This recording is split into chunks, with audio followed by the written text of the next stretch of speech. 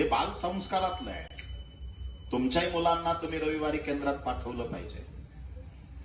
मुसळगावमध्ये श्री स्वामी समर्थ महाराजांचे भरपूर सेवेकरी आहेत, परंतु ते केंद्रात जात नाहीत, घरीच सेवा करतात. देवाला काय, देव कुठे असतो, बरोबर आहे.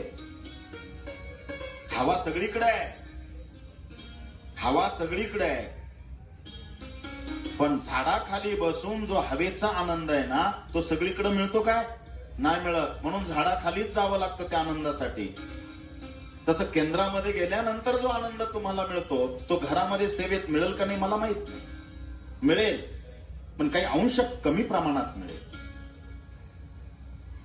घरी बसून तुम्ही एकच गुरुचरित्र वाचलं आणि केंद्रामध्ये आता दत्त जयंतीच्या सप्ताहामध्ये जो गुरुचरित्र पारायणाचा जो विभाग आहे सेवेकऱ्यांचा, तिथं समजा 500 लोक पारायणाला बसले आणि तुम्ही त्यांच्यामध्ये वाचतायत, तुम्हाला एक नाही 500 गुरुचरित्र पारायणाचं पुण्य तुमच्या नावावर खात्यावर जमा होतं. म्हणून सद्गुरू मोरेदादांनी सामुदायिक सेवेचं महत्व अनन्यसाधारण सांगितलंय. म्हणून केंद्रात गेलं पाहिजे,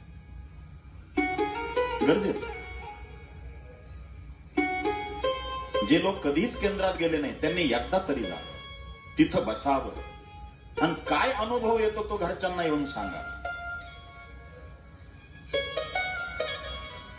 मी सुद्धा नवीन असताना माझ्या बहिणीला आणायला जायचो, कारण मी वारकरी, ज्ञानेश्वरी पारायण करणारा, गीता वाचणारा,